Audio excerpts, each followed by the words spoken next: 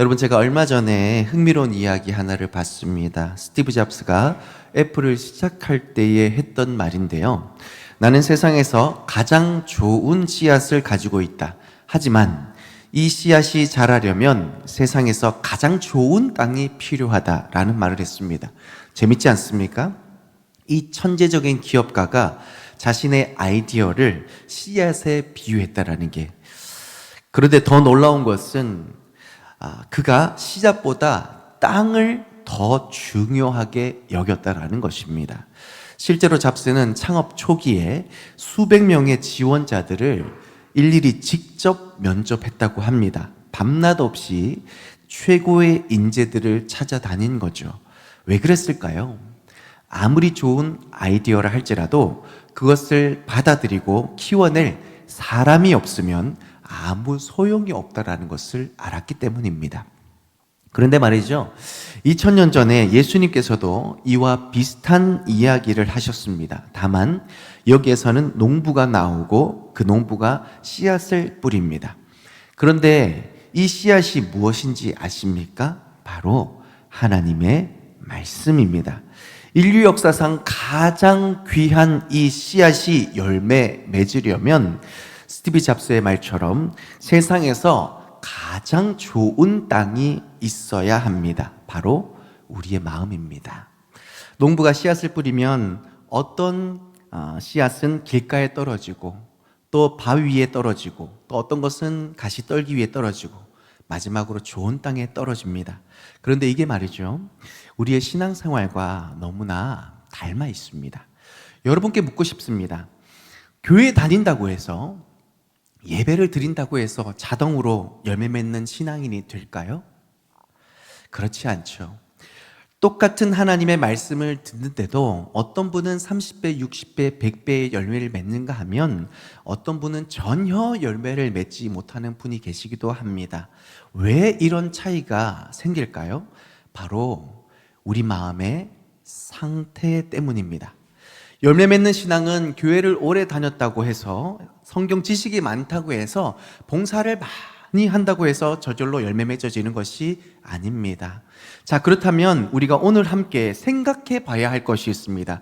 어떻게 하면 좋은 땅이 되어서 100배의 결실을 맺을 수 있을까요? 이 비밀을 함께 오늘 나누고 싶은데요. 기왕 우리가 예수 믿기로 한 거 100배의 결실을 맺어 예수 믿는 기쁨과 예수님 따라가는 신앙의 그 아름다운 가치를 풍성히 깨닫고 누릴 수 있는 저와 여러분이 될 수 있기를 간절히 기대합니다. 사랑하는 성도 여러분, 오늘도 하나님께서는 우리 마음밭에 말씀의 씨앗을 뿌리고 계십니다. 그런데 이 귀한 말씀이 우리 마음에서 어떻게 자라날지에 대해서는 우리 마음의 상태에 달려 있습니다. 오늘 본문을 통해 우리의 마음밭을 잘 점검하고 어떻게 하면 좋은 밭이 되어서 귀한 결실을 맺을까 함께 나눌 수 있길 원합니다. 첫 번째 밭은요, 길가의 밭입니다. 다른 말로 해서 꽉 막힌 밭이죠. 12절을 함께 읽어보도록 하겠습니다. 시작. 길가에 있다는 것은 말씀을 들은 자니 이에 마귀가 가서 그들이 믿어 구원을 얻지 못하게 하려고 말씀을 그 마음에서 빼앗는 것이요. 아멘. 오랫동안 수많은 사람들이 밟고 지나가는 길가에는 어떤 씨앗도 뿌리를 내릴 수 없습니다. 우리의 마음도 자신의 경험과 생각이라는 발걸음이 계속 밟히다 보면 단단해질 수밖에 없다라는 거예요. 나도 이미 다 안다. 내 방식이 오히려 맞다. 라는 내 경험의 교만이 우리의 마음을 아스팔트처럼 딱딱하게 굳어버리게 만든다는 것입니다. 바로 이런 마음의 상태를 사단은 노리고 있죠. 단단해진 마음, 완고해진 생각은 말씀의 씨앗이 뿌리 내릴 수 없도록 만듭니다. 그때 사단은 재빨리 그 생명의 말씀을 우리로부터 빼앗아가 버립니다. 결국 구원에 이르지 못하게 되는 것이죠. 다메섹으로 가던 바울의 모습을 보십시오. 그는 자신의 의로움과 지식에 사로잡혀 있었습니다. 율법에 대한 지식이 오히려 그의 마음을 완고하게 만들어 버렸습니다. 하지만 부활하신 예수님을 만난 후에 그는 내가 가진 모든 것을 배설물로 여긴다고 고백할 만큼 겸손해질 수 있었습니다. 단단했던 마음이 부드러워지자 비로소 복음의 씨앗이 깊게 뿌리 내리게 되었고 초대교회를 세우는 정말 중요한 핵심 일꾼으로서 쓰임받게 될 수 있었습니다. 이렇게 막힌 밭은 그렇다면 어떻게 변화될 수 있을까요? 아스팔트를 깨부수듯 겸손히 우리의 마음을 깨뜨려야 합니다. 먼저는 매일 아침에 이렇게 짧은 기도로 시작하셨으면 좋겠습니다. 주님, 오늘도 제 마음을 부드럽게 해주시고 말씀을 향해 열린 마음을 내게 주옵소서. 그리고 내 생각과 내 경험을 의지하지 않도록 짧게라도 하루에 한 절이라도, 하루에 한 장이라도 이 말씀이 나를 살린다, 이 말씀이 나를 생명의 길로 인도한다라는 믿음의 고백으로 그 말씀을 매일 묵상하게 될 때에 단단했던 우리의 마음이 부드러워지고 하나님께서 이끌어 가시는 생명의 길로 우리는 걸어갈 수 있게 될 줄 믿습니다. 두 번째로 바위와 같은 마음, 우리가 돌짝 같은 마음을 함께 살펴볼 텐데요. 13절을 같이 한번 읽어보도록 하겠습니다. 시작. 바위 위에 있다는 것은 말씀을 들을 때에 기쁨으로 받으나 뿌리가 없어 잠깐 믿다가 시련을 당할 때에 배반하는 자요. 아멘. 여러분 혹시 참나무를 아십니까? 참나무는요, 강한 바람이 불수록 흔들림이 심할수록 오히려 더 깊이 뿌리를 내리는 나무라고 합니다. 이것이 바로 하나님이 허락하시는 고난의 신비에 비할 수 있는 것이죠. 고난이 올 때 우리는 두 가지 선택의 갈림길에 서게 됩니다. 고난이 찾아올 때에 믿음을 포기하든지 아니면 그 고난을 통해서 더 깊은 믿음으로 나아가든지 우리는 이 두 갈림길에 서게 됩니다. 사도 바울은 이렇게 고백합니다. 우리가 환난 중에도 즐거워하나니 이는 환난은 인내를, 인내는 연단을, 연단은 소망을 이루는 줄 알미로다. 아멘. 고난은 우리의 믿음을, 또 우리의 믿음의 뿌리를 더 깊게 내리게 하는 하나님의 능력이 되는 줄 믿습니다. 그렇다면 어떻게 이 고난을 통해 우리가 더 깊은 믿음으로 자라날 수 있을까요? 먼저는 고난을 하나님의 관점으로 해석할 수 있어야 됩니다. 고난이 우리가 찾아들 때 힘들다, 끝났다가 아니라 하나님께서 이 고난을 통해 나에게 무엇을 가르치시려고 하실까? 나의 믿음을 어떻게 단련하고 계신가? 절망이 아니라 소망으로, 기대와 또 하나님을 향한 분명한 믿음으로 그 고난을 해석할 수 있어야 합니다. 또한 고난 중에도 우리는 말씀을 붙드는 습관을 쌓아갈 수 있어야 됩니다. 다윗이 사울 왕에게 쫓기는 가운데서도 이렇게 고백합니다. 시편 119편에 주의 말씀은 내 발의 등이요 내 길의 빛이니이다. 할렐루야. 어디로 가야 될지 모르고 정처 없이 떠드는 인생이지만 그 말씀에 자신의 고난을 비추어 보면서 주여 제가 어디로 가리이까 말씀하여 주옵소서. 믿음으로 고백하는 그 10년 가운데 주님께서 길을 비춰주셨기에 그 절망 가운데서도 다윗은 소망 중에 기뻐할 수 있었는 줄 믿습니다. 그래서 결론적으로 고난을 통해 우리는 세 가지 유익이 있다는 것을 생각해 보았으면 좋겠습니다. 우리는 고난을 통해 하나님을 더 깊이 의지하는 믿음을 가질 수 있게 됩니다. 또 말씀의 참 뜻을 깨닫게 됩니다. 그리고 이 고난을 통해 다른 이의 아픔에 공감하고 위로해 줄 수 있는 든든한 조력자가 될 수 있습니다. 여러분 베드로를 보십시오. 주여 다른 사람은 다 주를 버릴지라도 나는 결코 주를 버리지 않겠습니다. 호언장담했잖아요. 그런데 다 울기 전에 주님을 3번이나 부인하지 않습니까? 죽을 위기 앞에, 붙잡힐 위기 앞에 나는 그를 모릅니다. 3번이나 그렇게 예수님을 부인했습니다. 그런데 부활하신 주님이 베드로에게 찾아오셔서 네가 나를 사랑하느냐? 이 질문 속에 부인했던 너, 부끄러웠던 너, 내가 너를 다 용서한다. 3번이나 질문하시면서 그의 상처와 그의 고난을 위로해 주셨고 일으켜 세워주셨습니다. 그래서였을까요? 이전에는 사람들의 눈치를 보며 주님을 부인했던 베드로가 이제는 그를 겁박하며 너 한 번만 더 예수 이름 말하면 죽인다, 감옥에 갇힌다 라고 겁박하는 공회 앞에서 당당히 이렇게 선포합니다.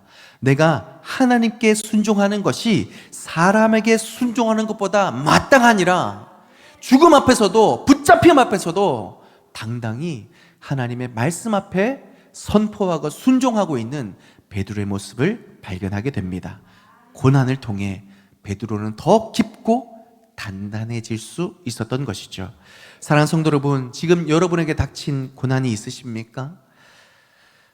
이 고난은 여러분의 믿음을 무너뜨리려는 시험이 아닙니다. 마치 참나무가 강한 바람에 흔들릴 때 더 깊이 뿌리를 내리듯 우리의 믿음도 이 고난을 통해 더 깊어지게 될 줄 믿습니다. 기억하십시오. 실패의 쓴물이 변하여 믿음의 진주가 되고 연약함의 고백이 변하여 담대한 증거가 된다는 것을, 이것이 바로 하나님이 우리에게 허락하시는 고난의 신비라는 것을 기억하시기를 바랍니다. 따라서 고난 앞에 우리가 이렇게 기도하길 원합니다. 내게 있는 이 고난이 나를 더 깊이 주님께 이끄는 기회가 되게 하여 주옵소서. 이렇게 고난을 통해 믿음의 뿌리를 더 깊이 내린 사람은 어떤 폭풍이 와도 흔들리지 않습니다. 오히려 그 시련을 통해 더 견고한 믿음으로 아름답게 자라나게 될 줄 믿습니다. 세 번째, 가시 떨기와 같은 마음입니다. 14절 같이 한번 읽어보겠습니다. 시작. 말씀을 들은 자이나 지내는 중 이생의 염려와 재물과 향락의 기운이 막혀 온전히 결실하지 못하는 자요. 아멘. 주일 예배를 통해서 한 성도님이 눈물로 결단했습니다. 은혜 받으니까 정말 하나님, 이제는 정말 제가 주님의 말씀을 따라 살아가겠습니다. 눈물로 결단했어요. 하지만 그 다음날 아침 출근길에 현실의 가시들이 그 가슴을 막 콕콕콕 찔러댑니다. 한숨이 나오는 통장의 잔고, 오늘도 떨어진 주식의 알림, 계속 연락이 오는데 그 연락은 반가운 연락이 아니라 대출 만기 독촉 문자가 계속 오는 거죠. 직장에서는 또 다른 가시가 그의 마음을 찌릅니다. 상사가 이번 프로젝트 말하면 우리 팀 다 날아가는 거야, 정신 차려 라고 가시가 찌르고요. 또 스스로를 돌아봤더니 나만 승진해서 밀리는 것 같아. 이번 주말에 또 특근해야 되는구나. 퇴근길 카페에서 SNS를 보면서 또 한숨이 나옵니다. 내 친구는 벌써 집도 사고 여유가 있어서 해외여행도 가는데 나는 언제쯤 이런 여유를 가질 수 있게 될까? 지친 마음으로 밤늦게 집에 들어와서 말씀을 읽겠습니다 라고 했는데 지친 마음이 앞서기 때문에 핸드폰을 열고 유튜브를 보고 넷플릭스를 보고 말씀이 아니라 나에게 웃음거리를 찾아줄 그 어떤 것에 기댄 채 잠을 들어버리는 그 모습. 내일은 꼭 말씀 읽어야지. 너무 피곤해. 하지만 그런 내일은 결코 오지 않았죠. 주일이 되어도 마음은 무겁습니다. 말씀을 따라 살아가기로 했는데 쏜살같이 지나간 한 주의 삶을 보면 말씀 한 장도 제대로 읽어내지 못했던 스스로 자책하면서 한숨을 짓게 됩니다. 예배에 은혜 받아야 된다는 것을 너무 잘 알고 있지만 당장 내일 아침에 해내야 되는 여러 가지 일들 앞에서 마음이 이렇게 저렇게 갈라지기 시작하고, 또 주일에 주님께 드리진 예물도 애들 학원비도 이렇게 비싸고 물가도 자꾸 오르는데 11조는 또 어떻게 내야 될지, 여러 가지 근심과 걱정 속에 우리는 살아가고 있습니다. 말씀의 씨앗은 뿌려졌지만 이런 현실의 가시들이 우리의 영적 생명을 질식시키고 있는 것이죠. 하나님보다 돈과 성공이, 기도보다 휴식과 오락이, 예배보다 세상 일이 우선되어가는 우리 모습을 발견할 수 있게 됩니다. 어떻게 변할까요? 놀라운 것은 이런 염려와 유혹의 가시들을 이기는 비결은 대단한 결심이나 의지가 아닙니다. 작은 순종에서 시작되는 기쁨의 경험으로부터 변화는 일어나게 되는 것입니다. 피곤한 몸을 이끌고 참석한 금요 성령 기도에서 하나님의 위로를 경험합니다. 하나님의 은혜를 경험합니다.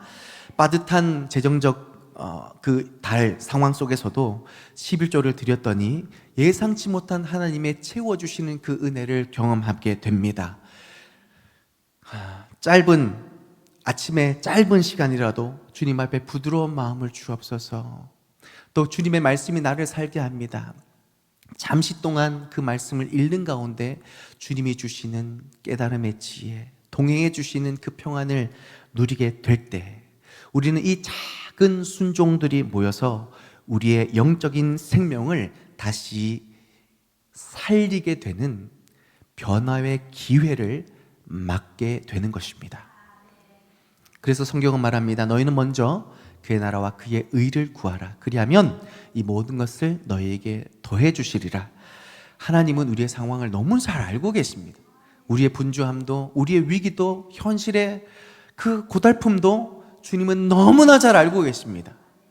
근본적인 문제 해결을 주님께서 이미 준비하신 줄 믿습니다. 그의 나라와 그의 의를 구하는 믿음 가운데 삶의 작은 실천들 속에 찾아와 주시는 하나님의 은혜를 깨달아 알게 될 때에 작지만 위대한 변화가 우리의 영적 생명을 뒤흔들며 흔들어 깨우며 살아나게 하실 줄 믿습니다. 오늘도 선택은 우리의 몫입니다. 염려라는 가시에 질식당한 채 살아갈 것인가? 아니면 작은 순종을 통해 생명력 있는 은혜의 기쁨을 누리며 살아갈 것인가? 사랑하는 성도 여러분, 지금 이 순간 우리 함께 이 믿음의 첫걸음을 내딛어 보시지 않겠습니까? 마지막 네 번째 좋은 밭입니다. 15절 같이 한번 읽어보겠습니다. 시작. 좋은 땅에 있다는 것은 착하고 좋은 마음으로 말씀을 듣고 지키어 인내로 결실하는 자니라. 아멘. 본문에서 착하고 좋은 마음이란 하나님의 뜻에 맞고 그분께 영광이 되는 마음입니다. 그렇다면 이 착하고 좋은 마음은 어떻게 열매를 맺을까요? 본문 속에서 세 가지 과정을 보여주고 있습니다. 첫 번째, 말씀을 듣는 것입니다. 적극적으로 말씀에 청종하는 자세를 말하는 것이죠. 어린 사무엘처럼 말씀하소서 주의 종이 듣겠나이다. 하나님의 말씀을 잘 듣고 귀 기울이는 그 사무엘이 자란 후에 그의 삶을 성경이 어떻게 기록합니까? 사무엘의 말이 하나도 땅에 떨어지지 않게 주님이 역사하신 줄 믿습니다. 결국 하나님의 말씀을 어떤 마음으로 받느냐, 어떻게 듣느냐에 따라 하나님의 기적이 일어나게 되는 것입니다. 두 번째는 지키어, 결국 말씀의 보존과 실천을 말씀하고 있습니다. 헬라어 카데코라는 것은 단단히 붙잡다, 지켜내다 라는 뜻입니다. 다니엘을 보십시오. 그는 어린 나이에 포로로 끌려간 낯선 땅에서부터 믿음으로 결단했습니다. 왕의 그 진미가 너무 맛있고 아름답게 보여지지만 그 음식으로 나를 더럽히지 아니하리라. 이 결단은 어릴 적의 호기가 아니라 일평생 이어졌죠. 80이 넘은 나이에도 그 믿음은 여전했습니다. 사자굴에 던져질 것을 알면서도 전에 하던 대로 하루 3번씩 예루살렘을 향해 하나님 앞에 간절히 기도했습니다. 이처럼 삶이 다하도록 말씀을 붙든 다니엘은 사자굴에서도 하나님의 놀라운 구원의 기적을 경험했습니다. 젊어서부터 늙기까지 한결같이 하나님의 말씀을 붙드는 것, 이것이 바로 오늘 성경에 기록하는 카데코라는 것입니다. 마지막 세 번째로 인내로 결실하는 것이죠. 지속적인 열매를 맺는 상태를 말합니다. 인내는 단순한 기다림이 아닙니다. 적극적이고 능동적으로 끝까지 견뎌내는 것을 의미합니다. 아브라함을 보십시오. 그는 하나님의 약속을 받은 후에 무려 25년의 시간을 기다리고 인내해야 했습니다. 참 많은 어려움들이 있었죠. 실수도 했습니다. 그러나 끝까지 하나님을 바라보았을 때에 마침내 아들을 얻게 되었고, 하늘의 별과 같이 땅의 모래알과 같이 그를 통하여 많은 믿음의 후손이 하나님 앞에 축복으로 얻게 된 줄 믿습니다. 이런 순종의 여정을 통해 우리 안에 맺히는 열매가 무엇일까요? 주님은 오늘 본문 속에서 100배의 결실을 약속해 주셨습니다. 이는 단순히 물질의 축복과 성공 그 이상으로 우리의 삶 속에 맺히는 중요한 영적인 변화의 열매입니다. 성령의 열매이죠. 짜증냈던 성격이 온유해지고 이기적인 마음이 사랑으로 바뀌며 복음의 열매입니다. 한 영혼을 향한 안타까운 마음이 생기고 전도의 열정으로 타오르며 의의 열매입니다. 세상의 가치관이 아닌 하나님의 말씀의 기준으로 살아가기를 결단하고 빛의 열매입니다. 그래서 어두웠던 나의 삶이, 나의 영혼이 기쁨과 감사로 반짝반짝 빛나게 되는 그 삶의 축복이 우리의 삶의 100배로 결실하게 될 줄 믿습니다. 이것이 바로 좋은 밭에서 자라나는 생명의 역사입니다. 당장은 보이지 않을지라도 여러분 포기하지 마십시오. 하나님의 말씀을 삼아오고 붙드는 자리에서 우리는 반드시 그 변화를 경험하게 될 줄 믿습니다. 말씀의 결론을 맺습니다. 사랑하는 성도 여러분, 제가 얼마 전 한 목사님의 이야기를 들었습니다. 그 목사님께서 너무나 힘든 시기를 보내고 계실 때였어요. 사역도 개인적인 삶도 모든 것이 꼬여가는 것 같아서 정말 딱 죽고 싶다라는 마음이 들 정도로 힘든 시기셨습니다. 그런데 어느 날 야구 경기를 보셨다고 합니다. 기아와 SSG의 경기였다고 해요. 기아가 1대 0으로 지고 있었어요. 마침 또 SSG가 홈런을 쳐가지고 2대 0으로 지고 있는 상황이었습니다. 야구를 그렇게 좋아하지 않는 목사님이셨는데 워낙 힘든 상황 속에서 문득 야구 경기를 보면서 하나님, 저 이렇게 힘든데요, 이 경기가 역전승을 거둬서 하나님 제 마음을 좀 위로해 주시면 안 되겠습니까? 하나님, 이렇게 지치고 딱 죽고 싶은 이 마음속에 다시 한 번 더 내가 하나님 나와 함께 하신다, 하나님 나를 도와주신다, 이런 소망이 일어날 수 있도록 이 경기 기아가 이길 수 있도록 도와주십시오. 야구를 이렇게 사랑하는 분이 아니었지만 이 야구 경기를 통해서 하나님의 위로를 얻고 싶었던 거예요. 드디어 9회 초 마지막 공격이 진행됩니다. 여전히 2대 0 지고 있는 상황이에요. 근데 첫 번째 주자가 볼넷으로 출루합니다. 그러니까 1점이 날 수 있는 상황이 생긴 거죠. 하나님이 드디어 내 기도에 응답하시나 보다, 역전되려나 보다, 막 기대를 가지고 막 두근두근 하면서 경기를 봤는데 두 번째, 세 번째, 네 번째 이 주자가 다 삼진아웃 당해서